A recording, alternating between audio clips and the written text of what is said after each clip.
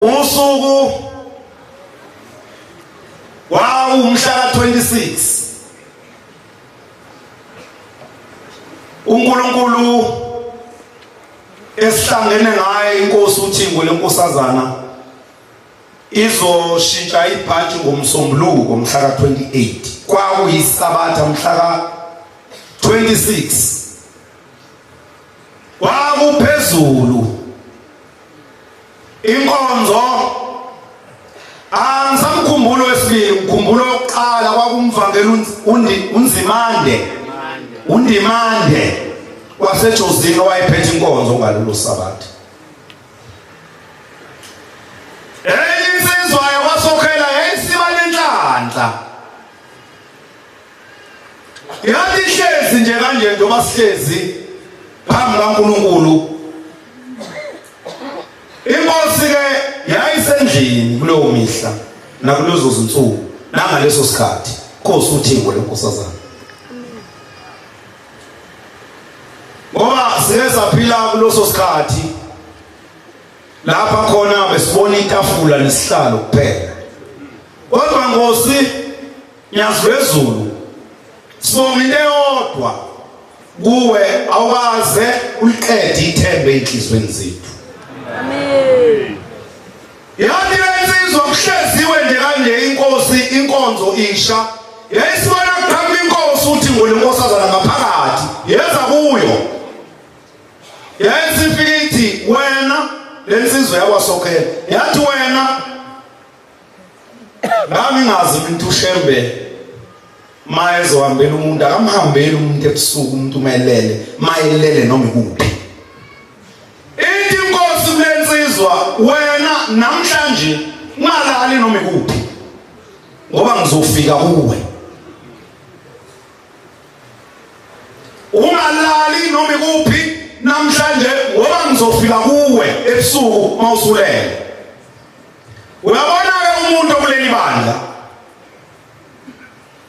ogceka amaphupho noma isibonakaliso ngithi lowo muntu akayena wakuleli bandla kahlehle. Ngoba uyayibona inkosi unyazwezulu hleze abantu abayaziyo abalapha ethempelini mhlawumbe bafikile ngisho kwikota leli thempeli abantu abaningi uShembe wakakhombisa ebusuku belela ukuthi nangu uShembe. Uma umuntu ebamba lombhobha agxeka iphupho uyathini ngalowo muntu owaboniswa njengomfundisi umthetho wasoLundi owathelele ebusuku kwafika uyisemkhulu wathi esuka la wathi mayefika ekhaya kwakhe wayesengena endlini yangenhla wathi lapha ebuhleni khokho wangikhombisa leli bandla lakwaShembe wathi angizokukhonzela kulo emhleni yenkosi lami. Lapha ngiphuma khona sekumenyezwa amagama amabili kodwa ngilithandile leli lokuqala kodwa khokho awungitshela. Ababe kusabuya ukhokho wakhe kwabuya inkosi uThimbo kuye yathi uShembe wasezulwini yilo oselebuhleni. Uma ugxeka amaphupho uthi into edwa yiphupha ayikho ngoba uShembe namhlanje ngendlela ibandla selilikhulu ngayo asisakwazi ukufika kuye sonke usesihambele ebusuku silele mafika kubantu ebusuku belele ubambe lo mbhobho ugxeka amaphupho uthini kulabo bantu. Ithi lensizwa angibuyele kule ndaba yami. Ithi lensizwa kaSokhela ngasininza ukuthi ngiyaphupha ngilele yini. Uthi ufike inkosi yakhuluma lento yayisiphenduka yayisibuyele emuva. Ithi ngabo abantu abaseceleni kwami ukuthi bayibona lento engiyibonayo. Ithi ngasonda ngahamba ngabuyela ezweni lakithi. Ithi mase ngilele yayisifika inkosi. Uyixoxa ke lento useyixoxa ngesonto ngakusasa. Esebuyile usuku lokugcina inkosi oshintsha ibhanti ngomsombuluko. Uthi inkosi mayifika ezweni lakithi ifika ihamba kabili iphethe ubasket khona labo basket laba baseyithola hayi inqola lezi enkulu khona labo basket abancane othenga othatha wona kulinganisele ngangemali yakho iphethe. ngoba mawune imali eningi uqhuba inqola, mawune imali encane uthatha lowo bhasikidi. Umuntu ogrosayo nje sewubona lo bhasikidi engikhuluma ngayo. Ithi bafika bahamba babili baphethe ubhasikidi abathathu. Uthi yona inkosi uthi ngiphethe ubhasikidi owodwa ugcwele amabhola angangegalofu. Bayalazi abantu igalofu. Ugcwele amabhola angangegalofu. Bese uthi lo wesibili uphethe ubhasikidi ababili ulengise ngapha kwesonxele omunye ulengise ngapha kwesokudla. Nabo futhi bagcwele amabhola angangegalofu. Uthi inkinga labo bhasikidi bathathu kodwa balayisha amabhola ayimbala eyehlukene. Uthi lo ophethwe inkosi uthi ngolenkosazana ulayishe amabhola amhlophe. Uthi lo ophethwe inkosi unyazi lwezulu bayamba nenkosi unyazi lwezulu.